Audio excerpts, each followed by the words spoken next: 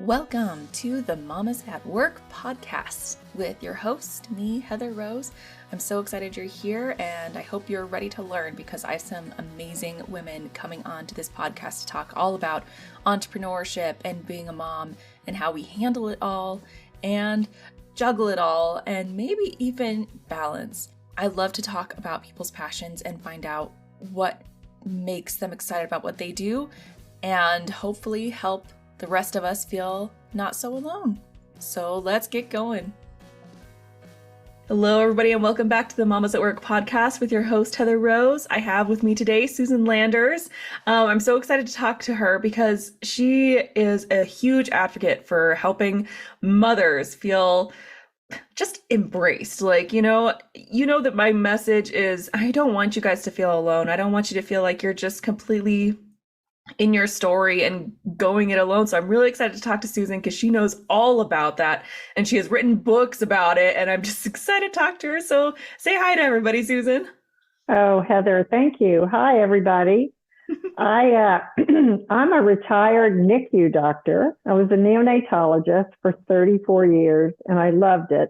It was a busy career, but I loved working with the babies and the moms, dads too, but mostly the moms. I liked ICU medicine. Yeah. And I trained and went into that field before I had children. And so I got married right after I began my career as a neonatologist. And then when I started having children, I found out, oh my gosh, this is hard being a working mom. It's really hard. And so I like to reassure younger working mothers that what we are doing is very difficult, that having a full-time job and having children at home and a spouse or a partner is a really big deal. And the more people I talked to about this, the more they said, well, I wish you'd write about your story. And I said, well, I don't know if anybody would be interested in my story particularly, but I have some great NICU stories. So I wrote down some stories about my favorite NICU babies and their parents. Usually their parents were very inspirational, very courageous. You know, some of these parents had a baby in the hospital for 4, 5, 6 months. And I picked out some of my favorite stories. And I got permission from the parents to write about them. And then I wove in stories of my own challenges being a working mom. And then I came up with a book. Now, I did this after I retired. I did not have enough free time to do this before I retired because I always worked full time, even though I raised 3 kids. I don't think I would change anything except maybe there were some times, Heather, when I wish I could have cut back my hours, you know, just like for a few months, maybe gone to part-time. If a child was sick, if a child had a certain new problem. When my youngest had dyslexia, for example, I was struggling to get her diagnosed, get all the testing done, make sense of what the results showed, get treatment that she needed, figure out what kind of education she needed. And even though I was a pediatrician, I didn't know how to do any of that. And so I'm here to tell other younger mothers that when your kid throws something at you, a diagnosis or a condition or a problem, we have to face it regardless of what's going on at work. And that takes a lot of know-how. And most of us do a very good job of juggling the two, work and our families. And sometimes, though, we feel like we're really alone. And we get isolated and we think we're the only person struggling. During the pandemic, I think one of the worst things that happened to all of us was the isolation, the lack of being connected. I did not have lunch with a friend to laugh, to tell stories, to reminisce for 18 months. And I know a lot of your listeners feel the same way. We're just now getting back to work. We're just now getting our kids back in school. we're just now getting our routine, and Halloween is upon us, and then the holidays. And so all of that takes a huge amount of adjustment. And I think mothers, especially working mothers, do not get enough credit for all of the adjustments, all of the transitions that we have to make. Going back to school, when a child is sick, changing schedules at work, things like that make a huge difference in the life of our family. And we have to bear the burden of all that. Yeah. So here I am, 38 years later, having raised 3 kids. My son is a cinematographer. My oldest daughter is a pediatric ICU nurse. Oh, wow. And my youngest daughter is studying to be a psychotherapist and social work. So I'm really proud of my 3 kids, and they will tell you they grew up to be very independent because I was gone a lot at work, at the hospital. And of course, there were complaints about that, but I think they did okay. And I'm really happy with how they've all turned out as young adults. Yeah. So my main message in my book and in my discussions with people on podcasts is that what we do as working mothers is vitally important, and it's really difficult to do. The reason that we're tired at the end of the day, if we go to work full time and we come home and we pick up the kids and we fix dinner, and then we've got some household chores, and then we've got our husband, and the reason we're tired is because that's a lot. Yeah. That's a lot. And I want to give people permission to say, wow, working full time and having 2 or 3 kids is a big deal. And I need time to take care of myself. Yeah. I want your listeners to know I struggled about the first 6 or 7 years having kids until I learned how to take care of myself properly. I mean, I had little inklings. I would go running after my husband got home from work and he was watching the kids or fixing supper, or I would go do yoga with a friend on the weekend. But I didn't really learn the importance, the real critical value of taking care of myself until I was very close to 40. And another piece of advice I like to give younger working moms is the sooner that you learn how to carve out time for yourself, me time, the better you're going to deal with all the ups and downs of being a working mom. Yeah. We're so busy, really. I mean, it's just, if you work 40 or 50 hours a week and you have 2 children, you usually do about 5 or 6 hours a week of household chores. Yeah, at least. And you know what? Our husbands do? 1. When you survey mothers in the U.S., for every 5 hours of work we do at home or with children, they do 1. Now, some of your listeners may be married to wonderful men. I had a great husband. He always helped a lot. But the majority of the child care work and household work falls on our shoulders.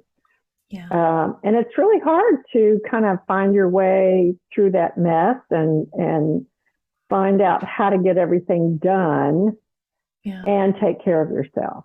It's hard. It's a really hard job. And it's very rewarding. We all know that having children is wonderful. We love our children. But, there are days when we bring our work stress home with us. There are days when our spouse and I are not getting along. There are days when our kid is just so difficult and you're kind of on your last nerve. And that is a real normal situation to find yourself in. Yeah. And that's why self-care is so important. Self-care fills up our cup because what we do is walk around all day pouring out little bits of ourselves. Imagine yourself a vessel and you're filled with all the love and all the knowledge and all the expertise that you have at work and expertise as a mother, and you pour out little parts of you all day. Well, if you don't do something to give back, to refill your cup, to nourish yourself, you'll eventually pour out your cup until there's nothing left. Mm. That I think that's what's called working mother burnout. Yeah. Everybody's been talking a lot about it. Yeah, because it's real. It is real. Have you felt it yet? Oh yes. Yeah, I definitely Oh, have. And it's so true that you need to find that time to really spend on yourself. And I know that as mothers, we can have a hard time doing that. It can either feel overwhelming, like, oh, just another thing to add to my list, or it can feel selfish. Do you have any advice towards, allowing yourself yes, to come up with that? Because it's going to look different for everybody. Not everybody right. wants to go run. I personally hate running, but for other people, it's Right, wonderful. right, right. Do you have any advice towards that? I guess my advice would be individualize what makes you feel better. If it's Mm, reading a book, if it's going to do yoga with a friend, if it's eating lunch with a friend, if it's meditating, if it's journaling, if it's writing in your journal, each of us is different. And I just loved exercise because it was a great outlet for me. But as you said, a lot of people don't like running or exercise, or you can't get away. yeah. I'll tell you, the number one refresher for me through my whole life was walking in nature. And scientific studies have been done recently that show us that it is the best way to refresh your brain. Walking in nature. Even if you live in a city, if you just get out and walk around in a park Yeah. and look at things that are green, trees and bushes and hopefully flowers, it helps your mind.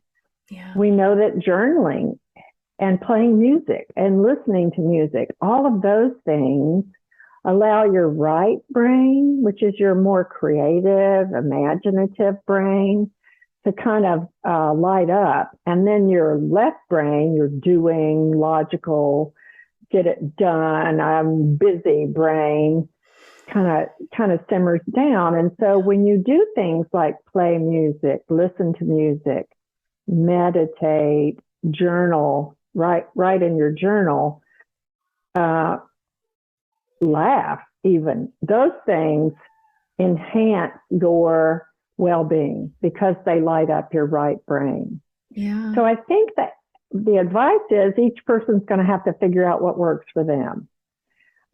Another great piece of advice is do not think your husband can read your mind.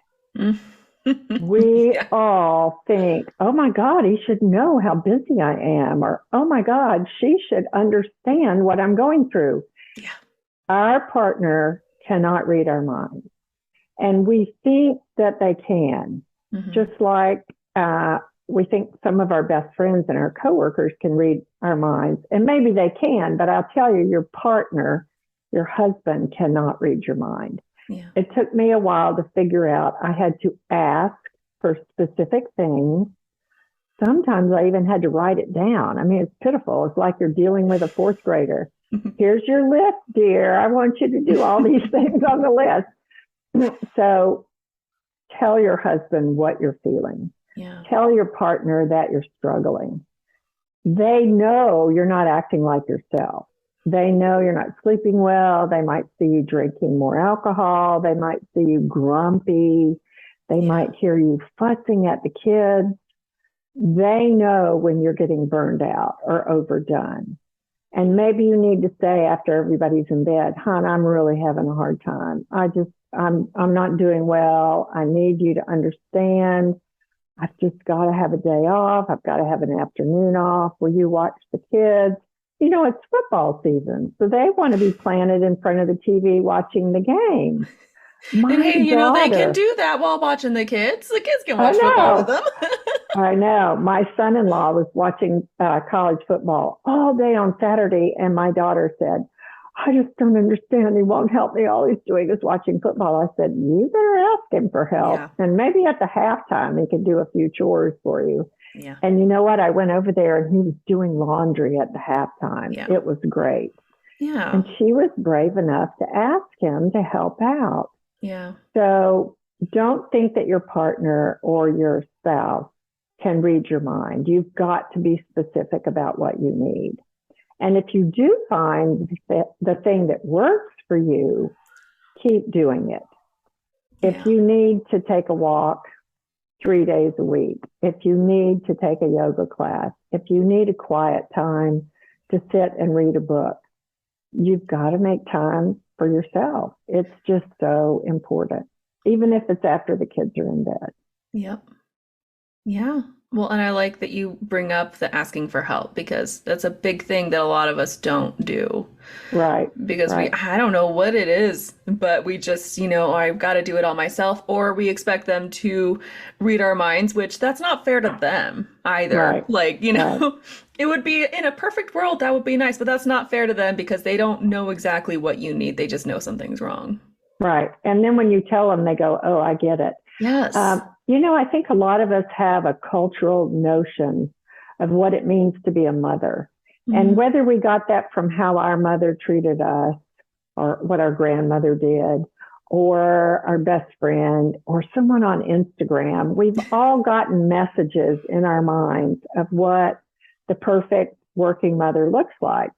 She's never tired. She has time to exercise. She picks up the kids from school. She never checks her email at night while after the kids are in bed. And she and her husband are, wildly in love still. Well, that just doesn't exist. That's just it. So what we need to do is say, we're doing the best we can. Moms on Instagram look really good because it's staged. Yeah, it's not real. It's not real. And our expectations of ourselves can be more realistic. Mm-hmm. We don't have to be better than somebody on Instagram because I don't trust that that's real. I really don't. No, I think it's really interesting, with all the, like you said, all those staged pictures and videos, and it's all so beautiful, and their house is always clean, and their kids' clothes always match. Like, when has that ever happened for me?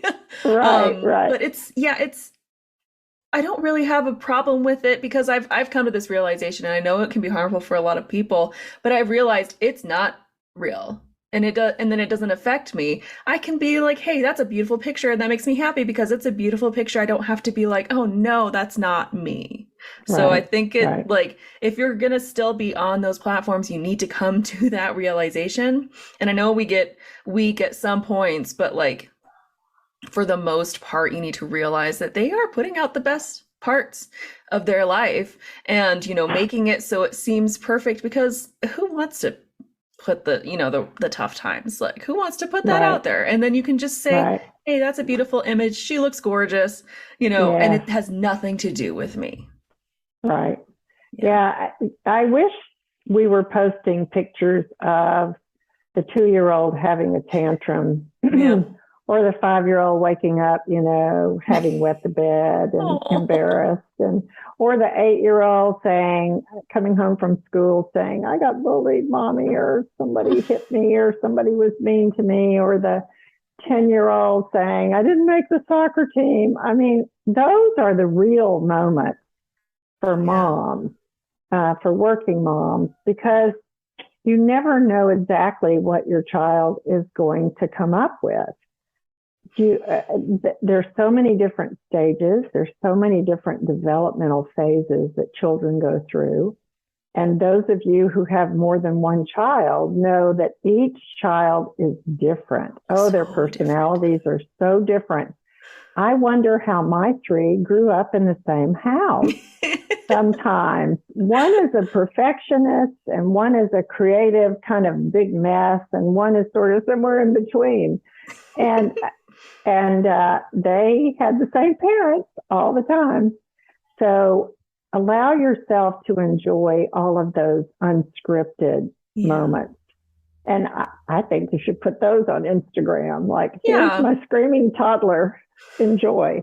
Let's start that movement. A little bit of real on social media. Real reels. We'll call it real the real reels. Yeah. I like that.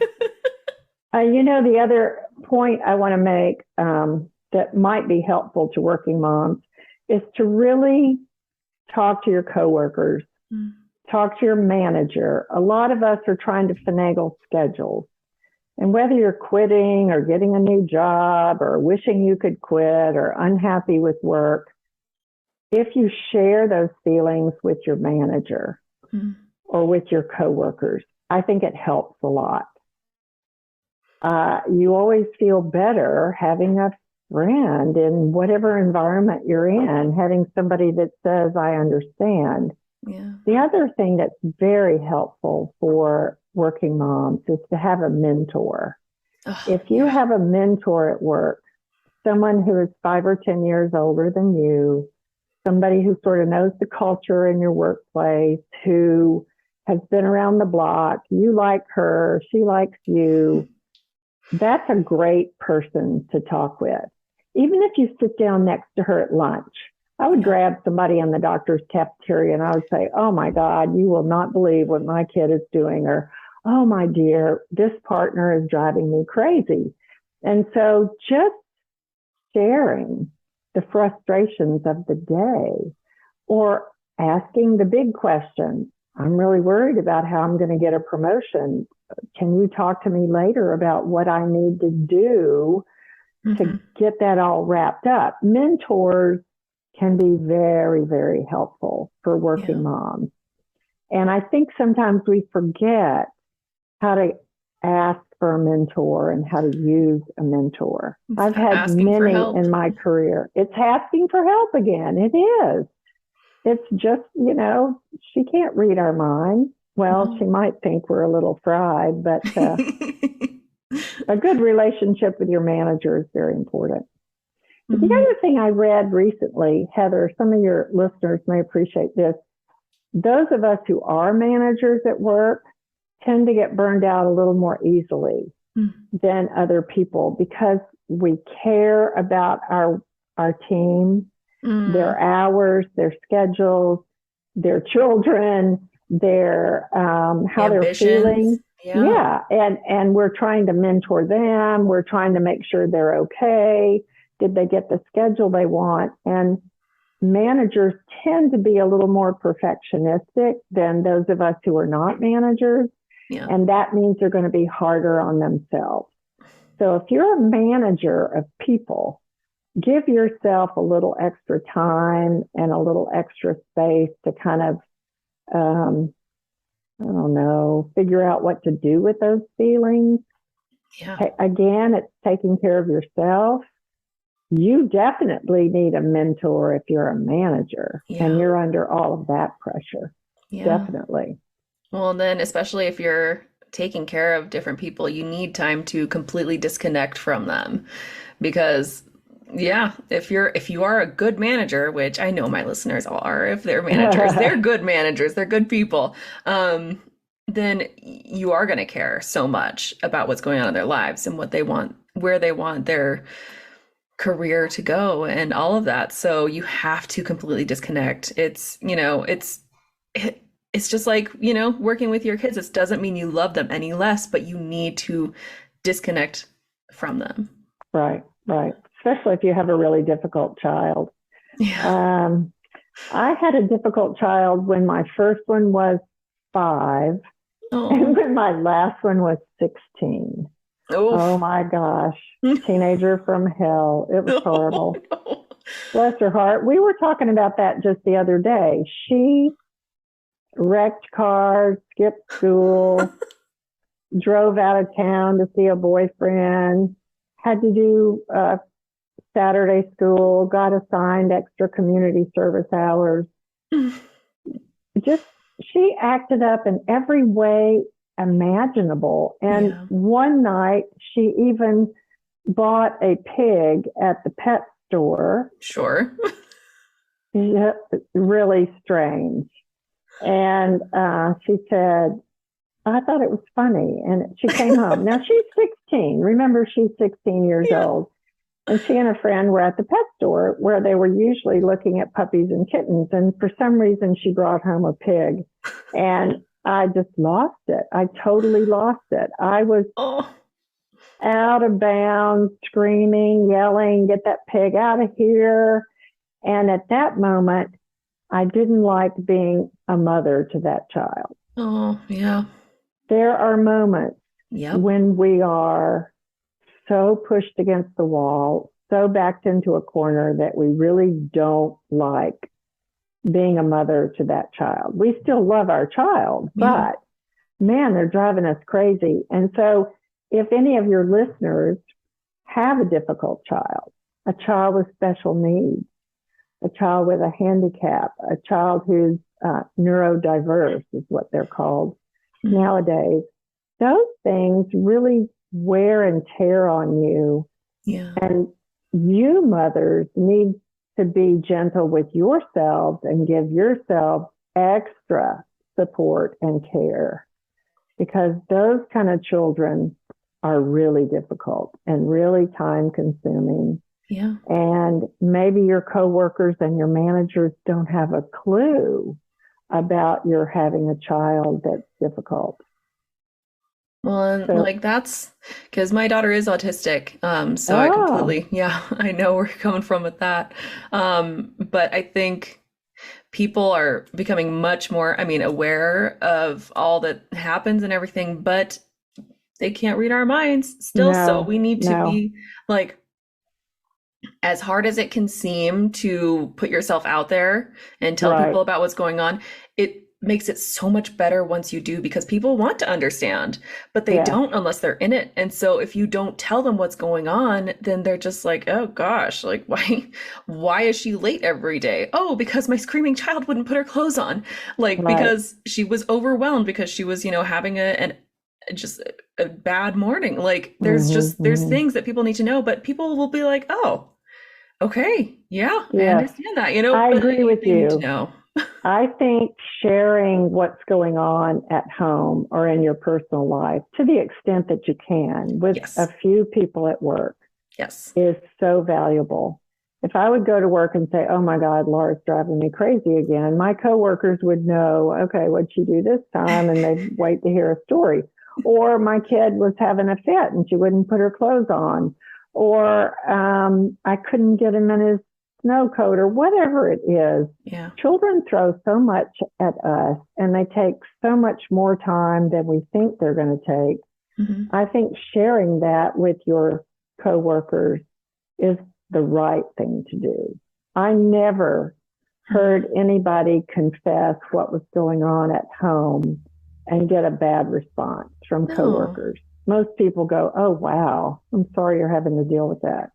Because we're all human. These things happen, and like people will understand, and also I think sometimes it helps, like when I am able to vent or tell somebody, oh my gosh, this is what's been going on. It also puts it into a perspective for me. If I keep it just in my head and it just spins around in there and gets bigger and bigger and bigger until I'm like, my life is just crashing in on me. But if I'm able to talk to somebody about it, it doesn't make it any less of a serious situation or anything, but it puts it in perspective and makes me be like, oh, okay, you know what? I can get through this. It'll be okay. So that same teenager, I was at lunch with a group of women physicians. And I was saying, my daughter has wrecked 2 cars. She snuck out. She skipped school. She did this. She did that. She bought a pig.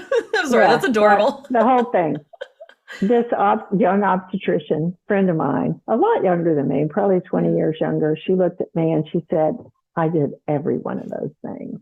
And I went, oh my God, thank you so much for telling me that. Yes. I have hope. Really. So it was one of those moments where I described this awful teenager, and she admitted she had been an awful teenager. And you see the amazing adult she is now. Yes, exactly. So sharing those kind of things with each other makes our lives so meaningful and joyful. They really do. Yeah. Well, mamas, you heard it here. Please take time for yourself, find time for yourself, whatever that means to you, whether you love to run like Susan or you love to read like me. Please take time and reach out to people that care about you. Let them know if you need help. There's absolutely 100% no shame in asking for help. So if you need it, please do that. But Susan, I want you to tell everybody, like, if people want to buy your book, or if they want to just, reach out to you and say how much they enjoyed hearing your story, where can they find you? And I'll put all the links in the show notes as well. Oh, great. My website is susanlandersmd.com. Awesome. And if you go there and type in /burnout, there's a free checklist for stressed working moms. It helps you figure out whether you're stressed out or all the way burnt out. Oh. And I've also got a solutions guide for working moms to take care of themselves, and lots of other resources on my website. I write a blog and I have a newsletter. You can buy my book on the website too. So please go there, susanlandersmd.com. There's lots of information there. You can contact me. You can even book a consultation call. Oh, I love it. Well, thank you so much, Susan. It was so wonderful to have you on the Mamas at Work podcast. Oh, thanks, Heather. I appreciate it, dear. Thank you for joining me for today's Mamas at Work podcast. I am so glad you were here, and I hope you enjoyed it as much as I did and learned a lot, because I know I always do. Please join me at my Mamas at Work Facebook group, where we will be talking about the women that are on this podcast, and you can sign up to be a guest on the podcast as well if you would like to. Thank you so much. See you next Friday.